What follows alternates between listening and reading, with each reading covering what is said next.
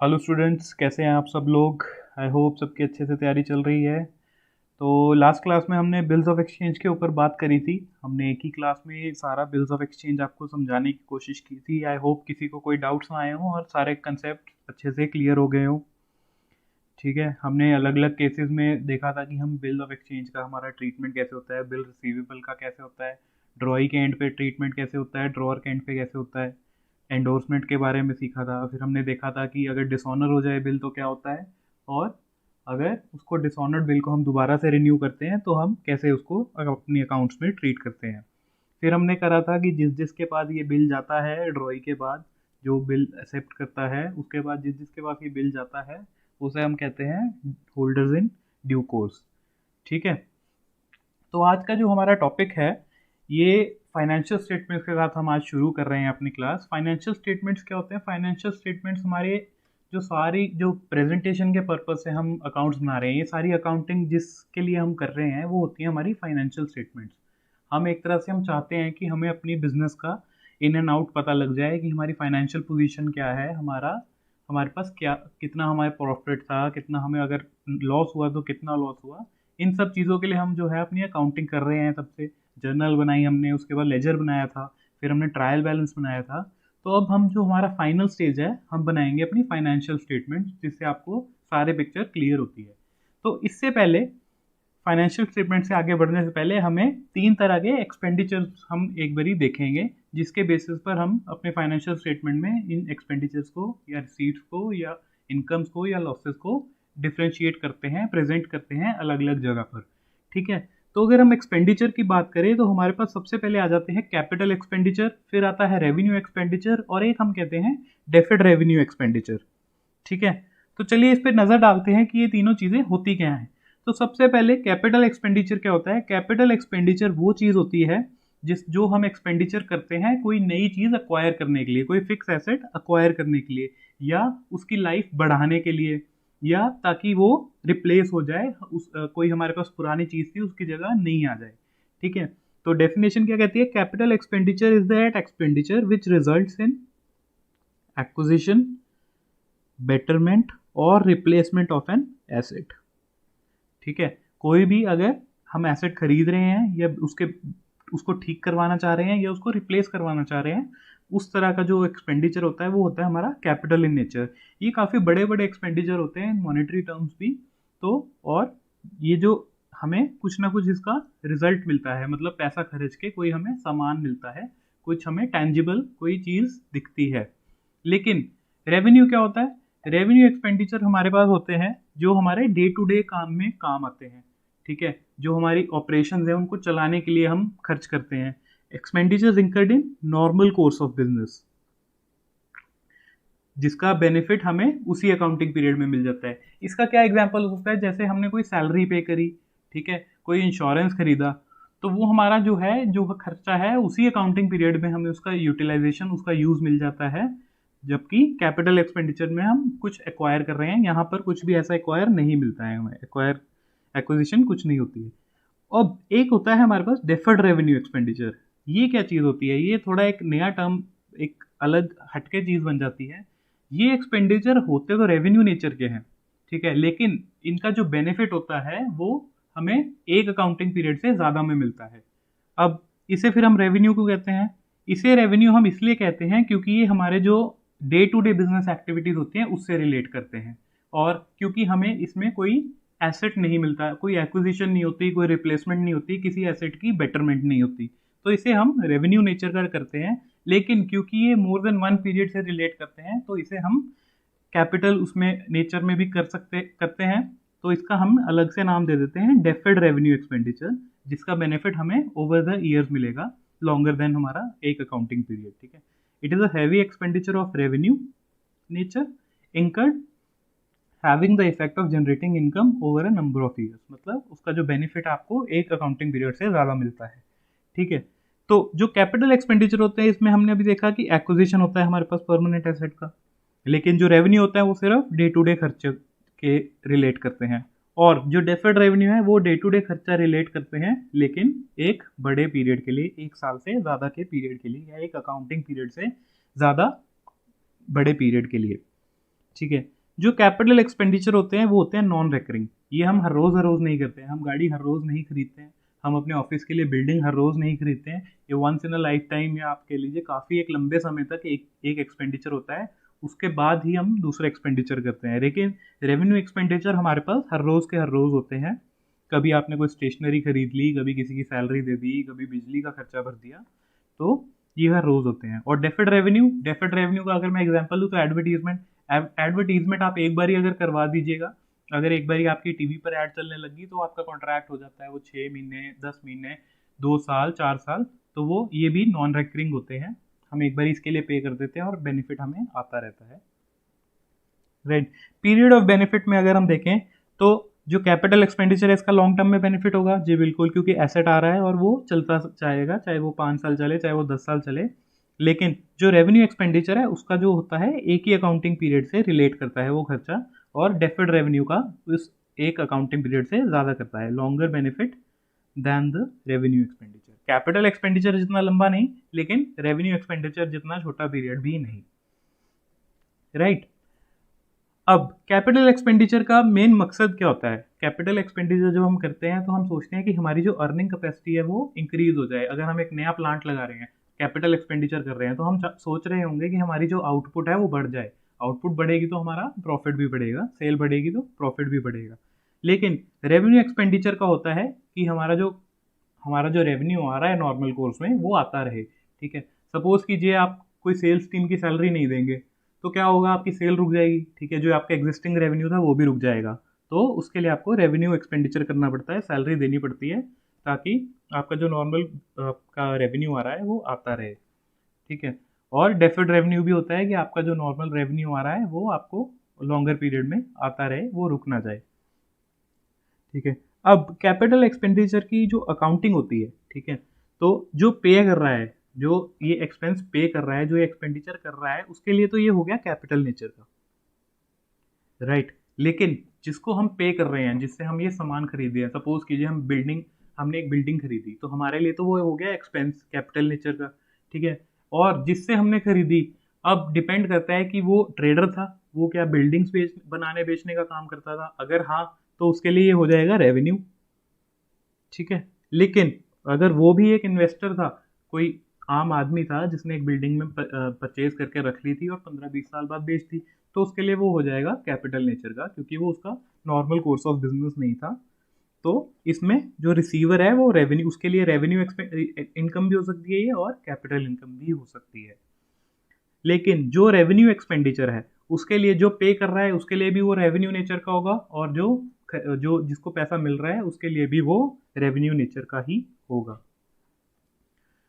अब आ जाता है हमारा डेफर्ड रेवेन्यू। डेफर्ड रेवेन्यू की हम जो अकाउंटिंग ट्रीटमेंट करते हैं वो एक तरह से जो अकाउंटिंग ट्रीटमेंट करते हैं वो हम रेवेन्यू पॉइंट ऑफ व्यू से भी करते हैं और कैपिटल पॉइंट ऑफ व्यू से भी करते हैं। हम इसकी बाइफर्केशन कर लेते हैं कि इसमें इतना पार्ट रेवेन्यू है और इतना पार्ट कैपिटल है। तो जो पे कर रहा है उसके लिए ये नेचर हो जाती है कैपिटल, लेकिन जो रिसीव कर रहा है उसका वो होता है रेवेन्यू। अगर हम एडवर्टीजमेंट का ही एग्जाम्पल ले लें तो हम जो इसकी अकाउंटिंग करेंगे वो उसका कुछ पार्ट रेवेन्यू में दिखाएंगे और बाकी जो मेजर पार्ट है वो कैपिटल एक्सपेंडिचर में दिखाएंगे। लेकिन जो ये पैसा रिसीव कर रहा है, जिस टीवी चैनल को हमने ये पैसा दिया, उसके लिए रेवेन्यू इनकम हो जाएगी, क्योंकि उसकी डे टू डे की ये एक्टिविटी है और ये रेवेन्यू हो जाएगा उसके लिए। अब कैपिटल एक्सपेंडिचर हम सिर्फ बैलेंस शीट में लेके जाते हैं, ये हमारा प्रॉफिट एंड लॉस अकाउंट नहीं छेड़ता है। प्रॉफिट एंड लॉस और बैलेंस शीट के बारे में अभी हम आगे चलकर खुलकर बात करेंगे, डिटेल में देखेंगे कि ये होता क्या है और कैसे इनको हम चार्ज करते हैं। अभी के लिए आप इतना याद कर लीजिए कि जो हमारा कैपिटल एक्सपेंडिचर है इसका सिर्फ बैलेंस शीट में प्रेजेंटेशन होती है, रेवेन्यू की सिर्फ प्रॉफिट एंड लॉस अकाउंट में होती है, और डेफर्ड रेवेन्यू की, क्योंकि इसमें रेवेन्यू पार्ट भी और कैपिटल पार्ट भी है, तो ये दोनों में जाता है,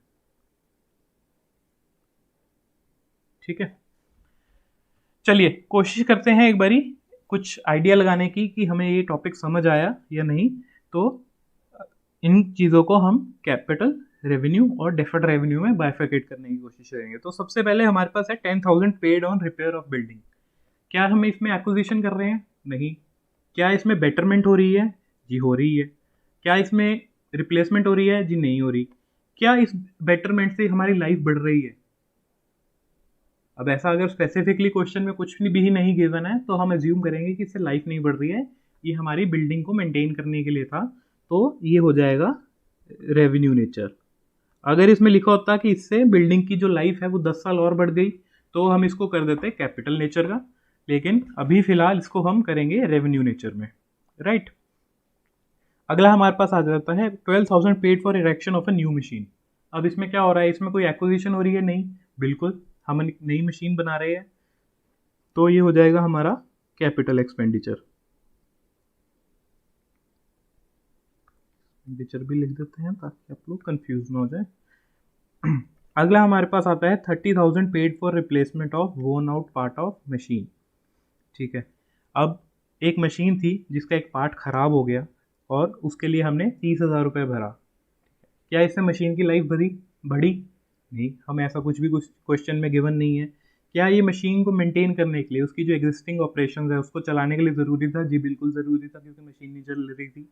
तो ये हो जाएगा हमारा रेवेन्यू नेचर का revenue expenditure. 5,000 paid salaries to staff. ठीक है, रेकरिंग खर्चा है, हाँ बिल्कुल रेकरिंग है, कैपिटल नहीं होगा, ये रेवेन्यू होगा, क्योंकि इसमें कोई एक्विजिशन कोई रिप्लेसमेंट भी नहीं है, ये सिर्फ हमारा एक रेकरिंग खर्चा है, day to day business activity से रिलेट करता है। Payment of 1 lakh rupee for acquiring patent rights. एक में एक्विजिशन हो रही है, एसेट की हो रही है, जी बिल्कुल, एक इंटेंजिबल एसेट है हमारा पेटेंट राइट्स, उसकी एक्विजिशन हो रही है, तो ये हो जाएगा कैपिटल एक्सपेंडिचर।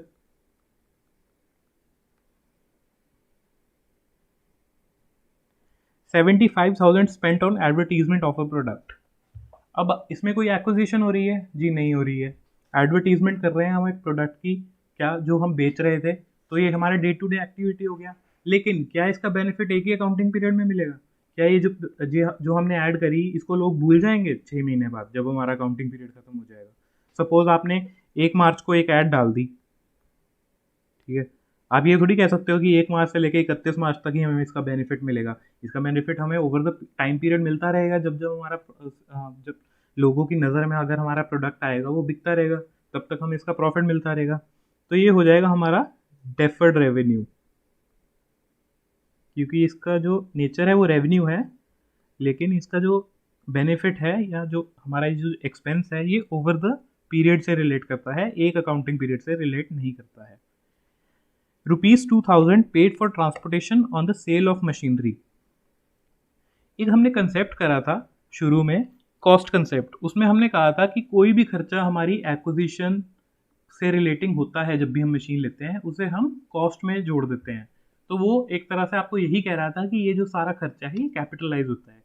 ऐसा ही ये प्रिंसिपल जो है वो सेल पर भी एप्लीकेबल होता है। जब भी आप एक फिक्स एसेट बेचते हैं तो आपकी जो उससे रिलेटिंग कॉस्ट होती हैं वो आपका कैपिटल एक्सपेंडिचर हो जाती हैं और ये आपकी कॉस्ट में जुड़ जाती हैं, और जब आप प्रॉफिट निकालते हैं तो आप इसको एक तरह से कैपिटल एक्सपेंडिचर ही मानते हैं, ऐसे जो आपके सेल के ऊपर होता है। ठीक है, चलिए अब बात करते हैं फाइनेंशियल स्टेटमेंट्स की, ये जो हमारा है मेन मुद्दा है जिसके लिए हम सारा काम कर रहे हैं। अभी तक की जो हमने सारी क्लासेस की हैं वो हम फाइनेंशियल स्टेटमेंट्स बनाने के लिए ही एक तरह से काम कर रहे थे। तो फाइनेंशियल स्टेटमेंट्स होता है क्या है, ये हमारे रिटर्न रिकॉर्ड्स होते हैं जो हमें बिजनेस एक्टिविटी और हमारी फाइनेंशियल परफॉर्मेंस के बारे में बताते हैं कि आपने इस साल में कैसा काम करा, या आपके पास कितना पैसा बचा या कितना पैसा आया, इस तरह की ये जानकारी आपको सारी चीज़ों की मिल जाती है। It is a summary to show periodic performance, जिस पीरियड के लिए आप फाइनेंशियल स्टेटमेंट बना रहे हैं। पीरियोडिसिटी कंसेप्ट करा था हमने, उसमें हमें कहा था कि एक डेफिनेट पीरियड होना चाहिए अकाउंट फाइनेंशियल स्टेटमेंट्स का, तो ये कहता है कि उसी पीरियड की हम ये परफॉर्मेंस बताते हैं और उसके एंड पर जो हमारी फाइनेंशियल पोजीशन है कि हमारे पास कितने एसेट कितनी लाइबिलिटी है, ये चीज़ें हमें पता लगती हैं फाइनेंशियल स्टेटमेंट से। ठीक है, अब इसके 2 मेथड हमने करे थे, एक्रूअल और कैश कंसेप्ट, और कैश बेसिस और एक्रूअल बेसिस हमने करा था कि हम 2 तरह से फाइनेंशियल स्टेटमेंट्स प्रिपेयर कर सकते हैं, और जो फॉलो होती है वो है एक्रूअल बेसिस, जिससे आपको राइट प्रॉफिट और लॉस असर्टन हो जाता है। फाइनेंशियल स्टेटमेंट्स का पार्ट क्या क्या होता है, फाइनेंशियल स्टेटमेंट्स होती क्या क्या है हमारे लिए? सबसे पहले फाइनेंशियल स्टेटमेंट में हमारे पास आ जाता है इनकम स्टेटमेंट। ये होती है कि आपकी जो एक्टिविटीज़ थी बिजनेस की, उससे आपको जो प्रॉफिट या लॉस हुआ वो आपको पता लग जाता है कि कंपनी का revenue. The income statement primarily focuses on companies revenue and expenses during that particular period जिसके लिए आप फाइनेंशियल स्टेटमेंट्स बना रहे हैं। ठीक है, जब ये रेवेन्यू में से हम ये एक्सपेंसेस माइनस कर देते हैं तो हमारे पास प्रॉफिट बच जाता है कि हमारे पास नेट कितना पैसा बच गया। उसके बाद हमारे पास आ जाती है हमारी बैलेंस शीट। इसमें हमें पता लगता है कि हमारे पास एसेट और लायबिलिटी कितनी है, हमने किससे कितना पैसा लेना है, किसको कितना पैसा देना है, ये हमें नेट पता लग जाता है हमारी फाइनेंशियल पोजीशन के बारे में। ठीक है, जो इनकम स्टेटमेंट है ये पीरियोडिक परफॉर्मेंस से रिलेट करती है और बैलेंस शीट हमारी फाइनेंशियल पोजीशन से रिलेट करती है। एक हमारे पास आता है कैश फ्लो स्टेटमेंट।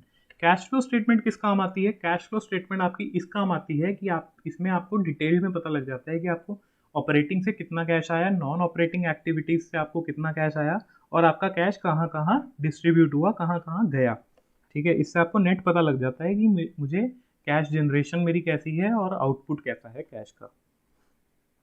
राइट, तो सबसे पहले हम नज़र डालते हैं अपनी इनकम स्टेटमेंट के ऊपर। इनकम स्टेटमेंट हर तरह के बिजनेस के लिए अलग हो सकती है।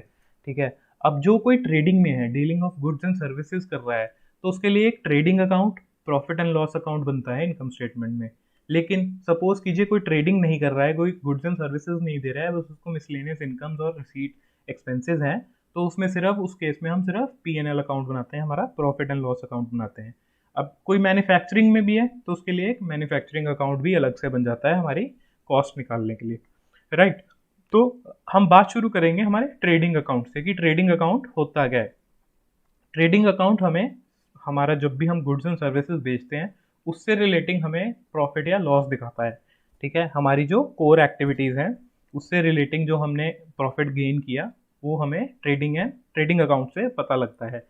इससे हमें ग्रॉस प्रॉफिट निकलता है, ग्रॉस प्रॉफिट या फिर ग्रॉस लॉस, जो जिस भी तरह की आपकी बाइंग एंड सेलिंग थी, ये हमारा कोर बिजनेस एक्टिविटी से ही रिलेट करता है। मतलब आप जिस चीज़ का काम कर रहे हैं सिर्फ उससे रिलेटेड जो आपने एक्सपेंसेस या इनकम जनरेट करी उसको ही ट्रेडिंग अकाउंट में शो करते हैं। तो कुछ इस तरह का दिखता है हमारा ट्रेडिंग अकाउंट। अभी मैं आपको इसका एक एक पार्ट डिटेल में समझाऊंगा, इसके बाद एक बार ही नज़र डालते हैं। तो सबसे पहले हमारे पास आ जाता है ओपनिंग स्टॉक। कोई भी हमारे पास ओपनिंग स्टॉक था, कोई हमारे पास मटेरियल पड़ा था पहले से, पिछले अकाउंटिंग पीरियड का जो बचा हुआ मटेरियल था वो हम ले लेते हैं ओपनिंग स्टॉक में। उसके बाद हमारे पास नेट परचेजेस आ जाते हैं। नेट परचेजेस होते हैं जो भी आपने परचेजेस करी इस साल में, इस अकाउंटिंग पीरियड में। फिर हमारे पास आ जाता है डायरेक्ट एक्सपेंसेस। डायरेक्ट एक्सपेंसेस होते हैं जो भी डायरेक्टली रिलेटिंग होते हैं हमारी मैन्युफैक्चरिंग या ट्रेडिंग से। ठीक है, और क्रेडिट साइड पे क्या आ जाता है? क्रेडिट साइड पे हमारे पास आ जाती है सेल, जो हमने सेल करी और जो हमारे पास उसके बाद स्टॉक बच गया। और जो ये ग्रॉस प्रॉफिट या ग्रॉस लॉस है ये हमारे पास हो जाता है बैलेंसिंग फिगर। राइट, अब हम शुरू करते हैं नेट परचेजेस से। नेट परचेजेस हम कैसे निकालते हैं? मानिए क्वेश्चन में आपको दिया हुआ है, सॉरी,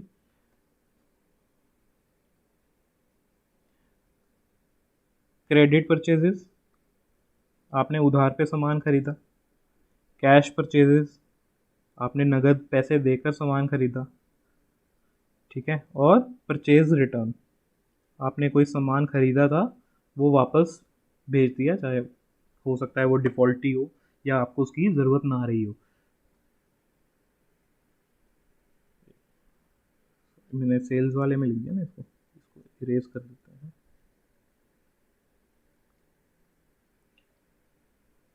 परचेज में क्रेडिट परचेज, उधार वाला सामान। कैश परचेज, नगद खरीदा हुआ सामान। और परचेज रिटर्न।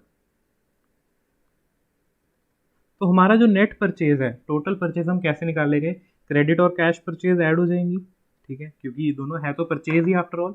और जो हमारी रिटर्न्स हैं वो माइनस हो जाएंगी, क्योंकि ये जो हमारा सामान था ये वापस चला गया। और जो हमारे पास बच जाएगा नेट वो होगा हमारी नेट परचेजेस। ठीक है, इसी तरह हमारे पास जो सेल है वो भी निकल जाएगी। कुछ हमारी उधार की सेल होगी,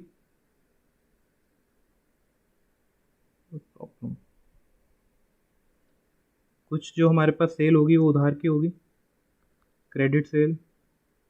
इसमें हम जोड़ देंगे अपनी नगद वाली सेल, कैश सेल। और किसी ने हमें कोई सामान वापस कर दिया, सेल्स रिटर्न, तो वो डिडक्ट हो जाएगा और हमारे पास जो रिज़ल्ट है वो आ जाएगा नेट सेल्स। ठीक है, अब हमारे पास नेट परचेजेस निकल गया और नेट सेल्स निकल गया। बचा क्या? Opening stock. ये आपको एस्टिमेशन करना पड़ेगा, चाहे वो आपने पिछले अकाउंटिंग पीरियड में करा हो तो उससे आपको ओपनिंग स्टॉक मिल जाएगा आपका क्लोजिंग फिगर। और जो हमारा क्लोजिंग स्टॉक है वो आपको इस पीरियड के लिए एस्टिमेट करना पड़ेगा, चाहे वो फिजिकल काउंटिंग से हो या आपकी अगर अकाउंटिंग मेंटेन हो रही है तो वैल्यू से भी हो सकता है। क्लोजिंग स्टॉक हम किस चीज़ पर वैल्यू करते हैं? क्लोजिंग स्टॉक की हम जो वैल्यू करते हैं वो ये नहीं करते हैं कि कितने का बिकेगा, बल्कि करते हैं कॉस्ट या जितने में हमने खरीदा था, या रियलाइजेबल वैल्यू या जितने हमें पैसे मिल सकते हैं इसके, विच एवर इज लेस। दोनों में से जो कम होगा वो हम यहाँ पर क्लोजिंग स्टॉक को डालेंगे।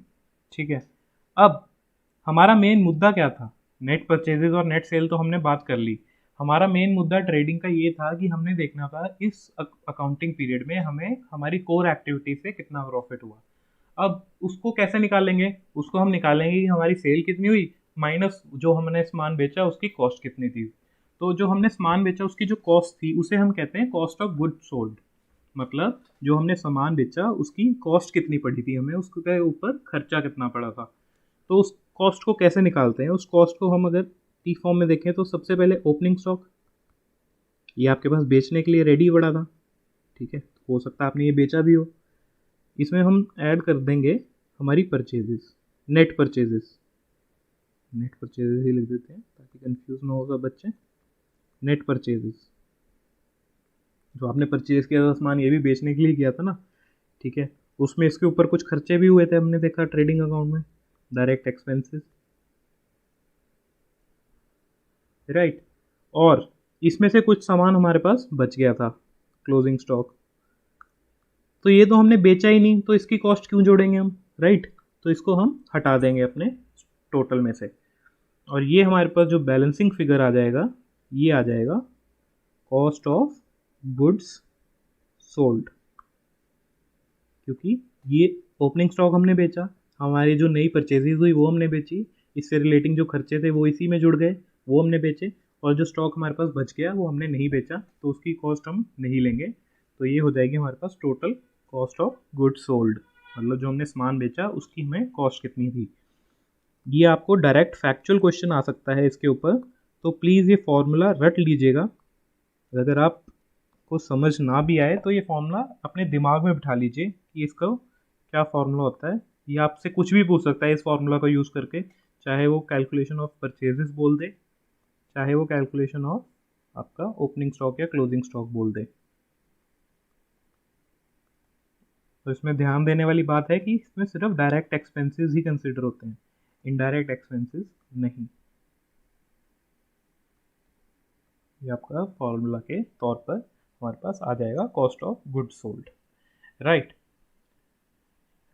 कॉस्ट ऑफ गुड्स सोल्ड के बाद हम हमारा जो मुद्दा था ग्रॉस प्रॉफिट निकालने का वो हल हो जाएगा, क्योंकि उसमें हम कैसे करेंगे कि हमारे पास जो हमारी सेल्स थी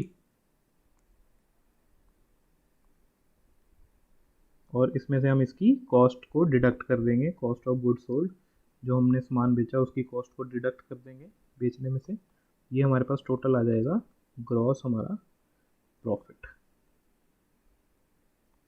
ठीक है, ये हमारा हो गया ट्रेडिंग अकाउंट का जो हमारा पर्पस था वो हल हो जाता है ग्रॉस प्रॉफिट निकलने के बाद। अब इससे अगला स्टेप हमारे पास आता है प्रॉफिट एंड लॉस अकाउंट, जिसमें हम हमारी जो नॉन कोर एक्टिविटीज़ थी, हमारी जो इनडायरेक्ट एक्टिविटीज़ थी बिजनेस से रिलेटिंग, चाहे वो एडमिनिस्ट्रेशन हो या आपने और किसी भी तरह की इन्वेस्टमेंट कर रखी है उससे रिलेटिंग इनकम हो या एडमिनिस्ट्रेटिव एक्सपेंसेस हो, वो सब हम इसमें कंसिडर कर लेते हैं, मतलब जो आपके डायरेक्टली बाइंग और सेलिंग से रिलेट नहीं करते थे। ठीक है, ये हमारी जनरल एक्टिविटीज़ हो जाती हैं बिजनेस की। ये ऑर्डिनरी एक्टिविटीज़ से रिलेट करता है बिजनेस की बाकी सारी एक्टिविटीज़ से। इसमें पर्पस क्या है हमारा? अब जैसे हमने ट्रेडिंग अकाउंट में हमने निकाला था ग्रॉस प्रॉफिट, यहाँ पर हम निकालेंगे नेट प्रॉफिट या फिर लॉस। ठीक है, अब profit and loss account show क्या करता है, ये हमें जो हमारी कोर एक्टिविटीज थी उसका कंसिडरेशन आ जाता है। वो कैसे आ जाता है मैं आपको अभी जब इसका प्रॉफिट एंड लॉस अकाउंट बनाऊंगा वो दिखाऊंगा। और हमारी जो नॉन कोर एक्टिविटीज़ हैं, जो डायरेक्टली बाइंग और सेलिंग हमारी कोर एक्टिविटी से रिलेट नहीं करती, वो सब भी इसमें प्रॉफिट एंड लॉस में आ जाता है। अब ये ज़रूरी क्यों है, क्योंकि जो हमारा इनकम टैक्स है, जो सरकार हमें टैक्स चार्ज करती है, वो हमारे नेट प्रॉफिट पर करती है, ग्रॉस प्रॉफिट पर नहीं। सरकार कहती है कि आपके जो अदर खर्चे भी हुए हैं वो भी आप कंसिडरेशन में लीजिए, उसके बाद जो आपके पास बचा मैं उसके ऊपर टैक्स लूँगा। ठीक है, तो हमारा जो प्रॉफिट एंड लॉस अकाउंट है वो कुछ इस तरह का दिखता है। अब सबसे पहले मैंने अभी आपसे बात करी थी, हमारी जो कोर एक्टिविटीज़ हैं उसका इसमें इफेक्ट आ जाता है। तो वो कैसे आता है, ऐसे आता है कि हमने जो ट्रेडिंग अकाउंट बनाया था उसमें ग्रॉस प्रॉफिट निकाला था या ग्रॉस लॉस आया होता, तो हम उसको ट्रांसफ़र कर देते हैं, प्रॉफिट को डेबिट साइड से ट्रांसफ़र कर देते हैं, और अगर लॉस होता तो इस साइड होता, हम उसको क्रेडिट साइड से ट्रांसफ़र कर देते हैं। राइट, हमारे पास प्रॉफिट था पिछले पिछले सवाल में, तो हमारे पास आ गया ग्रॉस प्रॉफिट क्रेडिट साइड पर। जब भी हम ट्रांसफ़र करते हैं अकाउंट टू अकाउंट, तो आप डेबिट वाले को क्रेडिट कर देते हैं और क्रेडिट वाले को डेबिट कर देते हैं ओपनिंग एंट्री के लिए।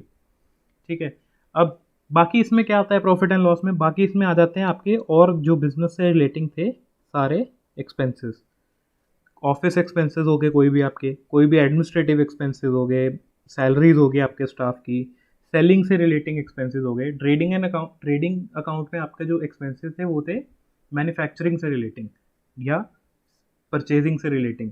इसमें जो एक्सपेंसेस हैं वो आपके सेलिंग से रिलेट करते हैं। ठीक है, इसमें आपका एडवर्टीजमेंट वगैरह सब कुछ आ जाएगा। डेप्रिसिएशन, कोई भी हम डेप्रिसिएशन ले रहे हैं अपने फिक्स एसेट पर, वो भी आपके P&L में आ जाएगी।